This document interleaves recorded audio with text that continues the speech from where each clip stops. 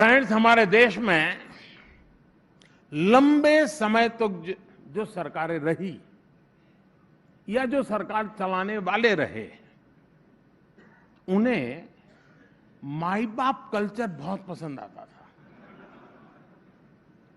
आप लोग इसे परिवारवाद और भाई भतीजावाद से कंफ्यूज मत करिएगा।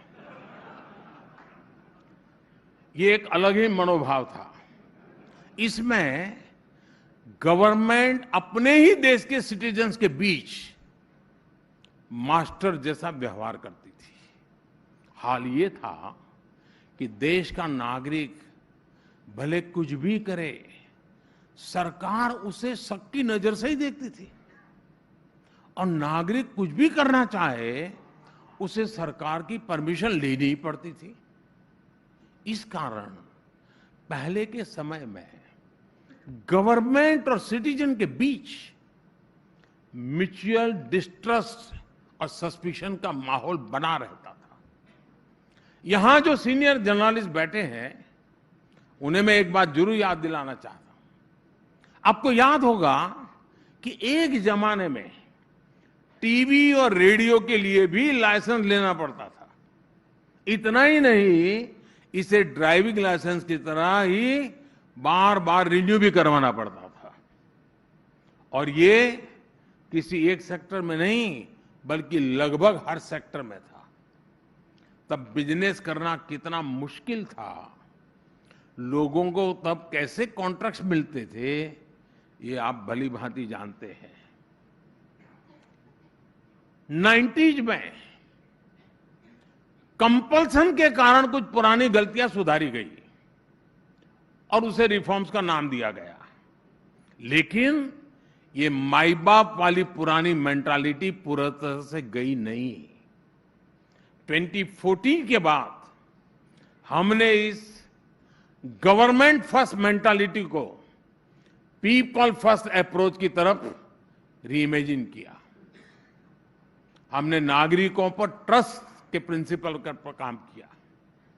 सेल्फ एसिस्टेशन हो या फिर लोअर रैंक जॉब्स के इंटरव्यू हमने खत्म कर दिए।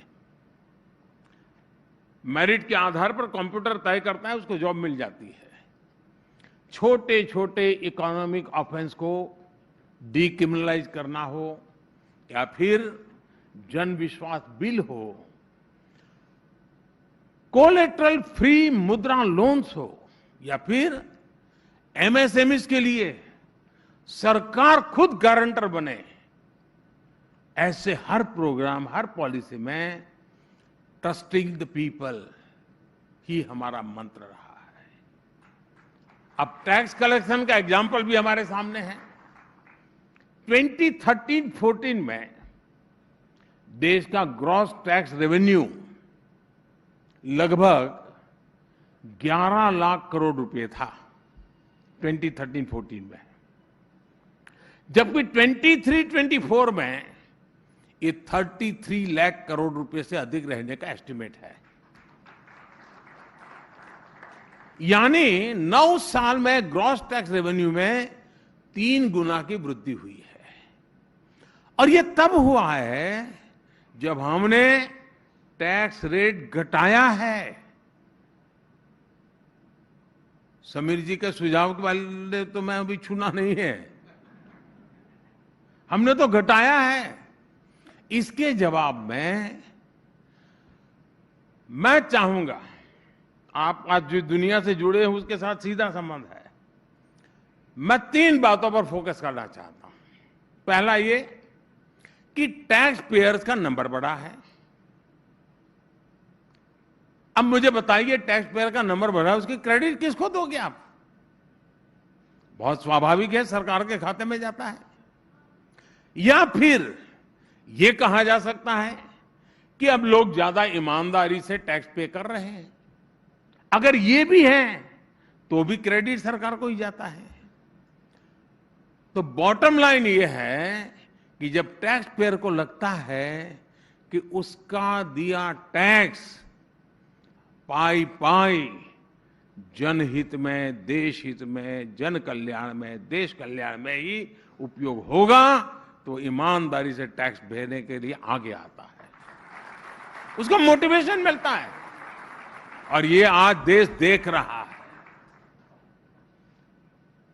और इसलिए मैं टैक्स पेयर का आभार व्यक्त करता हूं कि सरकार की ईमानदारी पर भरोसा करके वह सरकार को टैक्स देने के लिए आगे आ रहे हैं। सीधी सी बात है कि लोग आप पर जब तब ट्रस्ट करते हैं जब आप उन पर ट्रस्ट करते हैं। भारत के टैक्स सिस्टम में आज जो बदलाव आया है, और वो इसी वजह से आया है। टैक्स रिटर्न्स के लिए हमने प्रोसेस को सिंप्लीफाई करने के लिए ट्रस्ट के आधार पर ही प्रयास किए। हम फेसलेस असेसमेंट के लेकर के आए। मैं आपको एक फिगर देना चाहता हूं। इनकम टैक्स डिपार्टमेंट ने इस साल 6.5 करोड़ से अधिक रिटर्न्स को प्रोसेस किया है। इनमें से करीब करीब 3 करोड़ रिटर्न्स 24 घंटे में प्रोसेस हुए हैं। बाकी जो रिटर्न्स थे वो भी कुछ ही दिन में प्रोसेस हो गए और पैसा भी रिफंड हो गया। जबकि इसी काम में पहले औसतन 90 दिन लग जाते थे और लोगों के पैसे 90 दिन पड़े रहते थे जी। आज वो घंटों में किया जाता है।